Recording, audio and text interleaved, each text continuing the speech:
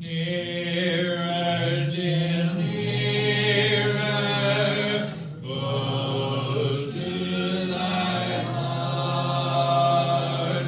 Draw me, my Savior, so precious thou art. Fold me, oh, fold me close to thy breast. Shelter me safe in that haven of rest. Shelter me safe in that haven of rest. Good morning. Welcome to our Bible study. My name is Clint and today we'll be in 1 Samuel chapter 17. We will be meeting today at the auditorium at 10 a.m. for assembly. Please join us if you can. Masks will be provided at the door for anyone who needs one. You're welcome to join us at 9 a.m. at the auditorium to see the Bible study on the large screen.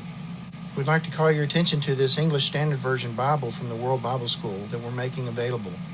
If you'd like to have one, please contact our church office. I'd like to take a moment to thank the AV crew, Gary, Sandra, Jeff, Jonathan, and Abigail, and many others who've helped from time to time. I appreciate it. David's often up there on the soundboard, and I appreciate that too. They've put in a lot of work learning the new technologies that we're having to incorporate for the streaming activities. Gary and Scott worked innumerable hours getting those early streams going, and I sure do appreciate the efforts that they put in. It's paying off now. We know a lot about what we're doing, and we're having some good luck keeping things from glitching out. And I think we've been able to put together some good material to keep on the internet available to anyone at any time. So give them a word of encouragement as you have opportunity. No word on the COVID-19 front this week. I haven't heard any updates, but we are happy to hear that the president is feeling better. Also, be on the lookout for April. She's been cleared to drive her car again, so she's going to be out and about. Protect yourself. As is our custom, we want to call into memory the events from the end of Luke, where the two men were on the road to Emmaus, and they were joined by a third man. And while they were on the way, there was a burning in their hearts as they fellowshiped with this person who was in their party. When he left their party, that burning in their hearts disappeared, and they realized that was an indicator that man was the Christ in their presence. And how can we have that burning in our hearts? And I think we can also find a burning in our hearts when we join parties with Jesus through his word. We can find that in the New Testament. We can find evidence of it in the Old Testament. So open that Bible and study.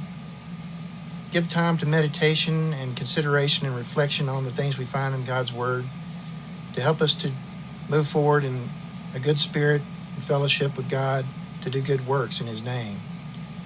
Remember the admonition from Leviticus chapter 19 to be holy, for the Lord our God is holy. We need to do that, and we have to do that. In order to do that, we have to know what holiness is. We can find that example and description in the scriptures. So join with us now as we enter into this study today of 1 Samuel chapter 17. If you'll recall, last week we read the first few verses of chapter 17. We will pick up today in verse 19, where we left off with verse 18 last week. Today's reading will include violent scenes. Please consider this when showing this video in front of children. 1 Samuel chapter 17, verse 19. Now Saul and they and all the men of Israel were in the valley of Elah, fighting with the Philistines. And David rose early in the morning and left the sheep with the keeper and took the provisions and went, as Jesse had commanded him. And he came to the encampment as the host was going out to the battle line, shouting the war cry. Verse 21. And Israel and the Philistines drew up for battle, army against army. And David left the things in charge of the keeper of the baggage and ran to the ranks and went and greeted his brothers. As he talked with them, behold, the champion, the Philistine of Gath, Goliath by name, came up out of the ranks of the Philistines and spoke the same words as before, and David heard him. Verse 24. All the men of Israel, when they saw the man, fled from him and were much afraid. And the men of Israel said, Have you seen this man who has come up? Surely he has come up to defy Israel. And the king will enrich the man who kills him with great riches, and will give him his daughter, and make his father's house free in Israel. Verse 26, And David said to the men who stood by him, What shall be done for the man who kills the Philistine, and takes away the reproach from Israel? For who is this uncircumcised Philistine that he should defy the armies of the living God? And the people answered him in the same way, So shall it be done to the man who kills him. Verse 28, Now Eliab his eldest brother heard when he spoke to the men, and Eliab's anger was kindled against David. And he said, Why have you come down, and with whom have you left those few sheep in the wilderness? I know your presumption and the evil of your heart, for you have come down to see the battle. Verse 29, And David said, What have I done now? Was it not but a word? And he turned away from him toward another, and spoke in the same way. And the people answered him again as before. Verse 31, When the words that David spoke were heard, they repeated them before Saul, and he sent for him. And David said to Saul, Let no man's heart fail because of him. Your servant will go and fight with this Philistine. And Saul said to David, You are not able to go against this Philistine to fight with him, for you are but a youth, and he has been a man of war from his youth. Verse 34, But David said to Saul, Your servant used to keep sheep for his father, and when there came a lion or a bear, and took a lamb from the flock, I went after him and struck him, and delivered it out of his mouth. And if he arose against me, I caught him by his beard, and struck him, and killed him. Verse 36, Your servant has struck down both lions and bears, and this uncircumcised Philistine shall be like one of them, for he has defied the armies of the living God. And David said, The Lord who delivered me from the paw of the lion and from the paw of the bear will deliver me from the hand of this Philistine. And Saul said to David, Go, and the Lord be with you. Verse 38, Then Saul clothed David with his armor. He put a helmet of bronze on his head, and clothed him with a coat of mail. And David strapped his sword over his armor, and he tried in vain to go, for he had not tested them. Then David said to Saul, I cannot go with these, for I have not tested them. So David put them off. Then he took his staff in his hand, and chose 5 smooth stones from the brook, and put them in his shepherd's pouch. His sling was in his hand, and he approached the Philistine. Verse 41, And the Philistine moved forward and came near to David, with his shield-bearer in front of him. And when the Philistine looked and saw David, he disdained him, for he was but a youth, ruddy and handsome in appearance. And the Philistine said to David, Am I a dog that you come to me with sticks? And the Philistine cursed David by his gods. The Philistine said to David, Come to me, and I will give your flesh to the birds of the air and to the beasts of the field. Then David said to the Philistine, You come to me with a sword and with a spear and with a javelin, but I come to you in the name of the Lord of hosts, the God of the armies of Israel, whom you have defied. Verse 46, This day the Lord will deliver you into my hand, and I will strike you down and cut off your head, and I will give the dead bodies of the host of the Philistines this day to the birds of the air and to the wild beasts of the earth, that all the earth may know that there is a God in Israel, and that all this assembly may know that the Lord saves not with sword and spear, for the battle is the Lord's, and he will give you into our hand. Verse 48, When the Philistine arose and came and drew near to meet David, David ran quickly toward the battle line to meet the Philistine. And David put his hand in his bag and took out a stone and slung it and struck the Philistine on his forehead. The stone sank into his forehead, and he fell on his face to the ground. So David prevailed over the Philistine with a sling and with a stone, and struck the Philistine and killed him. There was no sword in the hand of David. Then David ran and stood over the Philistine and took his sword and drew it out of its sheath and killed him and cut off his head with it. When the Philistines saw that their champion was dead, they fled. And the men of Israel and Judah rose with a shout and pursued the Philistines as far as Gath and the gates of Ekron, so that the wounded Philistines fell on the way from Shaaraim as far as Gath and Ekron. And the people of Israel came back from chasing the Philistines, and they plundered their camp. And David took the head of the Philistine and brought it to Jerusalem, but he put his armor in his tent. Verse 55, As soon as Saul saw David go out against the Philistine, he said to Abner, the commander of the army, Abner, whose son is this youth? And Abner said, As your soul lives, O king, I do not know. And the king said, Inquire whose son the boy is. And as soon as David returned from striking down the Philistine, Abner took him and brought him before Saul with the head of the Philistine in his hand. And Saul said to him, Whose son are you, young man? And David answered, I am the son of your servant Jesse, the Bethlehemite. Okay, last week we read 1 Samuel chapter 16. In that chapter we saw Samuel grieving over Saul, having been present when the Lord issued a judgment against him following the events of chapter 15 among the Amalekites.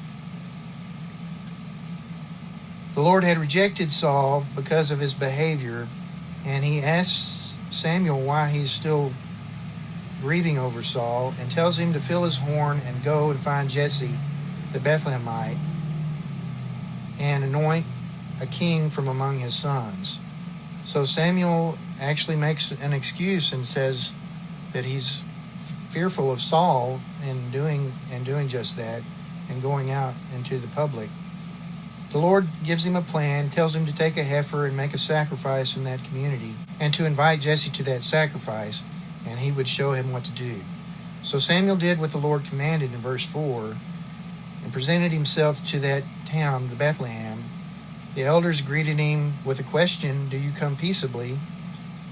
I find that humorous because of the events of chapter 15. I think they were a bit fearful of Samuel. Samuel responded and said he had come peaceably to offer a sacrifice, and he invites Jesse and his sons to attend. When Jesse and his sons show up, he goes through the sons one by one, and none of them are acceptable to God. God seems to be with Samuel as he's going through the sons and lets him know one by one that none of them are the one that he's looking for. Having gone through 7 sons, he says to Jesse, Is there not another son? Jesse said that there was, that he had an 8th son who was out keeping the flock. He tells Jesse to send for this 8th son and bring him in. And sure enough, when he comes in, Samuel's struck by his appearance. He's very striking in appearance, and he anoints him with oil according to the Lord's will. And it says in verse 13 that the Spirit of the Lord rushed upon David from that day forward. In verse 14, we see that the Spirit of the Lord departed from Saul, and a harmful spirit came from the Lord and tormented him. And it tells of this early relationship, apparently an early relationship, between Saul's household and David, in that Saul was advised by his servants to find someone to play a lyre to comfort him while the harmful spirit was tormenting him. So they went out and found David, who was apparently known for being a good player of the lyre, and they bring him in, and he comes with an additional recommendation that he was not only skillful with the lyre, but a man of valor and a man of war, prudent in speech, and a man of good presence, that the Lord was with him. So he comes into the household of Saul in this service and does these things on behalf of Saul when he is tormented. It says in verse 23 that Saul was refreshed and was well whenever David would play his lyre when the spirit had been tormenting him. We go on into chapter 17. We're introduced to this battle between the Philistines and the Israelites. It was an ongoing battle, apparently. Nothing new, and something that did not cease in the days of Saul, according to an earlier passage. But this day, as the battle lines were drawn up, a Philistine giant presents himself from among the ranks of the Philistines and makes a claim against the Israelites, saying that if they would send out a champion to fight with him, whoever would win between the two would serve as the determination of the battle. If the Philistine giant won, then the Israelites would be the servants of the Philistines, and vice versa. And he says that he defied the ranks of Israel that day in verse 10 to give him a man. Of course, there is also a description of this giant as being 6 cubits high and a span. There's another footnote here that in some translations or in some original texts, it's 4 cubits, which would put him in the order of a 6 foot high person. which would not necessarily be a giant among those people, although their stature was a bit shorter than the average today, according to people who keep track of that kind of thing. Anyway, continuing on, David was apparently home keeping the flocks that day, and Jesse told him that he needed to go and take some food to the 3 eldest sons who were in service to Saul as warriors in the battle line at the front. So David did this repeatedly for 40 days, and in that 40 days the Philistine continually came forward and challenged the Israelites in the same way as described earlier. And finally, in verse 17, Jesse sends David with some additional grain and loaves of bread to his eldest sons, and also some cheeses to the commander of the thousands that I'm assuming were charged with the eldest 3 sons. That's where we pick up in our reading today. It says in verse 19 that Saul and all the men of Israel were in the valley of Elah fighting with the Philistines. So fighting is a very loose term here. It's not clear at all that there was actually any physical engagement between the Israelites and the Philistines in any combative way. So there was 2 battle lines lined up. They were all under cover to some degree. Perhaps they were not that covered up from one another, but they were standing on opposite sides of the small valley, even at this point, and there was no necessarily any physical engagement between the people at this point. David, it says in verse 20, rose up early and left his sheep with a keeper, so he had taken care of the sheep, and took the provisions that Jesse had commanded him, and went to the encampment. And when he came to the encampment, he left the things that he had brought with the person who was in charge of the baggage, and ran out to the ranks, so the front line. So there was this front line where all the people were witnessing the Philistine running up and down, challenging the Israelites. So he must have heard some of that as he went, and he saw the people of Israel basically cowering in front of this Philistine giant. In verse 25, he was hearing the men of Israel say, "Have you seen this man who has come up? Surely he has come up to defy Israel. And the king will enrich the man who kills him with great riches, and give him his daughter, and make his father's house free in Israel." So among the ranks of the Israelites, the word had gone out that Saul had offered this, basically a bounty, for anyone who was willing to go out and face this Philistine who was challenging them so. And the men of Israel were not standing up. They were not coming forward to do this thing. So David is hearing this talk among the men, and so he stops and asks them, "What shall be done for the man who kills this Philistine and takes away the reproach from Israel?" So he asks the question, what is that again? What is this thing that's going to happen to the person who will do this thing? "For who is this uncircumcised Philistine that should defy the armies of the living God?" So it was about God to David. David didn't think about the numbers of the Israelites, or their necessarily physical inferiority, or the lack of skill or weapons that might have been missing among the ranks of the Israelites. He thought the men of Israel, supported by the living God, were out here being challenged by this Philistine. Why were they being cowardly and not facing this Philistine? He didn't ask that particular question, but he went from person to person asking these questions among the men. Wherever he went, apparently, he got the same answer: "So shall it be done to the man who kills him." Now Eliab was apparently nearby and heard David asking people about this. And Eliab acts as the typical older brother in this regard, becomes angry with David for bothering people apparently, assumes that he's nosing into stuff that he has no business nosing into, comes down and challenges David. "Why have you come down? And with whom have you left those few sheep in the wilderness? I know your presumption and the evil of your heart, for you have come down to see the battle. You've just come down here to see this." And David said, "What have I done now? Was it not but a word? I haven't done anything to offend anybody. I'm just asking what everybody's talking about." And he turns away from Eliab and asks another And the people answered him as before.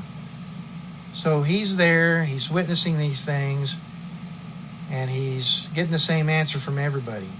They're not interested, but this is what the king is offering. Verse 31, David's words of inquiry reach the ears of Saul, and Saul sends for David. And David says to Saul, "Let no man's heart fail because of him. Your servant will go and fight with this Philistine."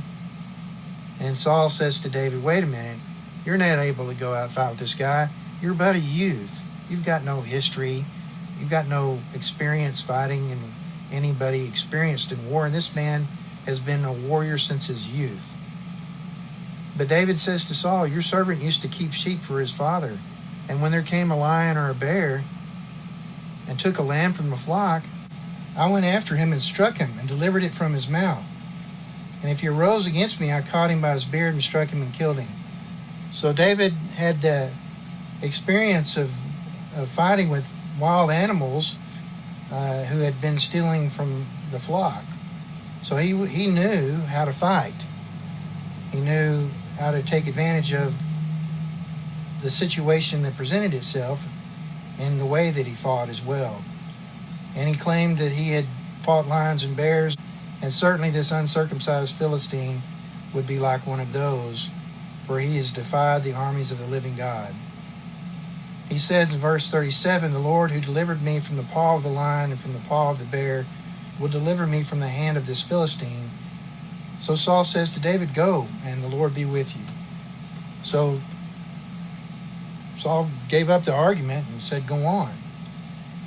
Then, because apparently he wanted David to have a fighting chance, he gave David his equipment. He gave him his helmet and a coat of mail, and strapped his sword around David.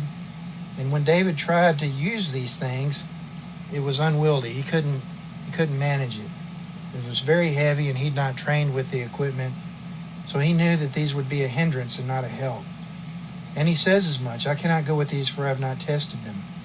So he put them off, and he took his staff, and he took 5 small stones from the brook, it says in verse 40.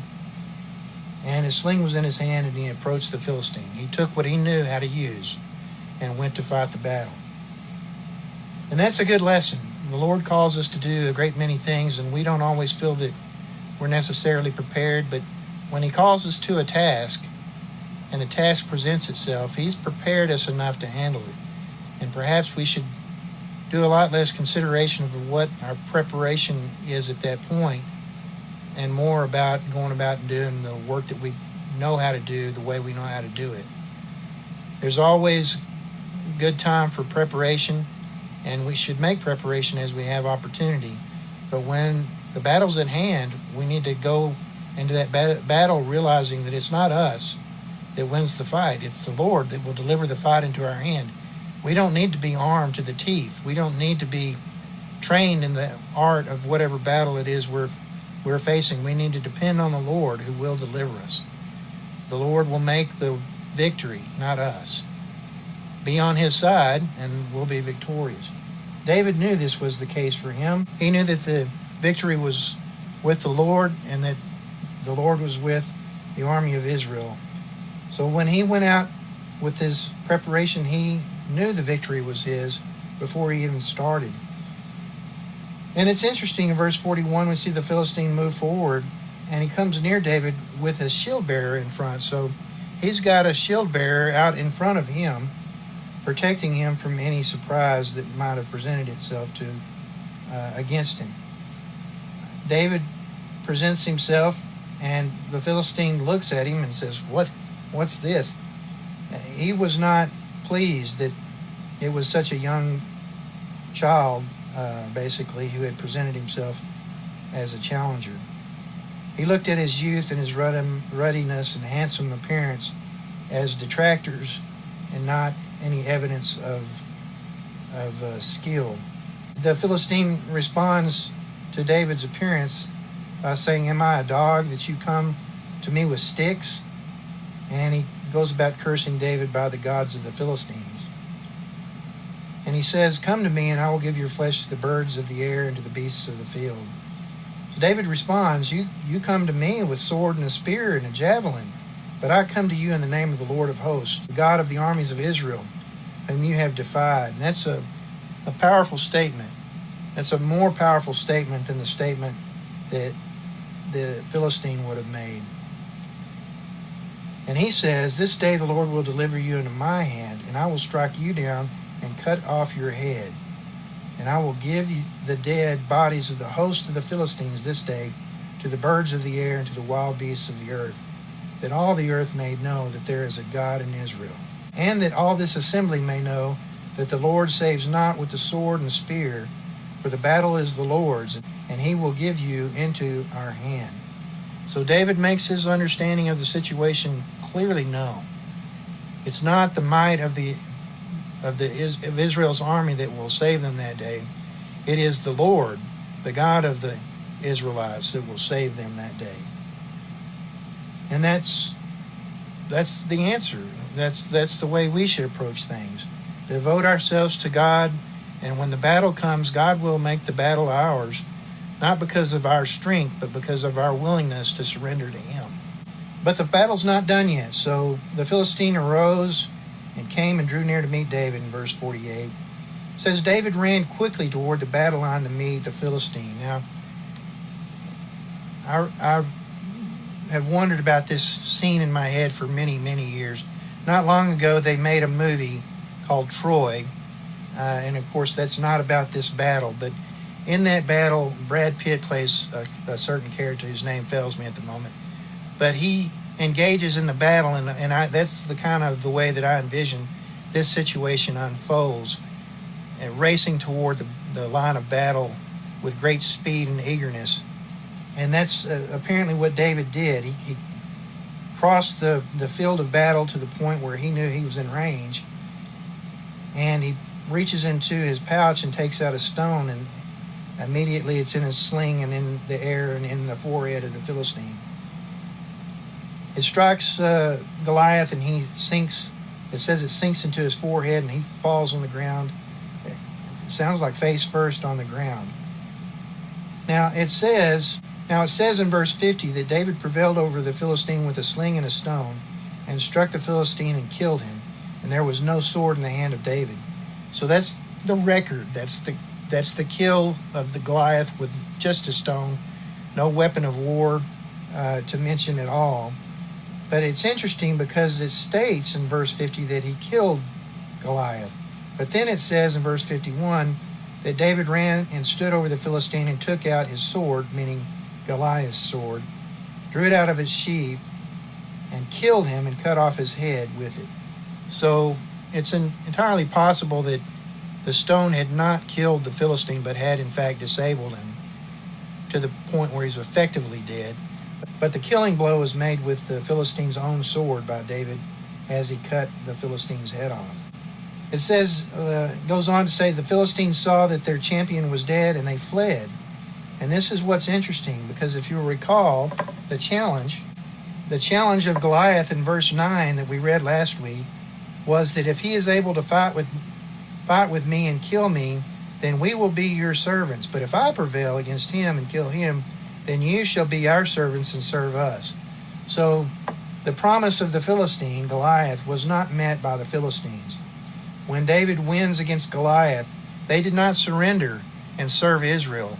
They ran. So the Israelites pursued. It says they ran and pursued the Philistines as far as Gath, Goliath's hometown, and the gates of Ekron, and wounded many Philistines on the way from She'aram. I don't know how to pronounce that, but I've tried several different things off camera.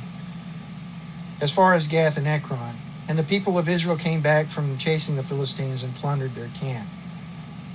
So David takes the head of the Philistine and brought it to Jerusalem, and he put Goliath's armor in his tent.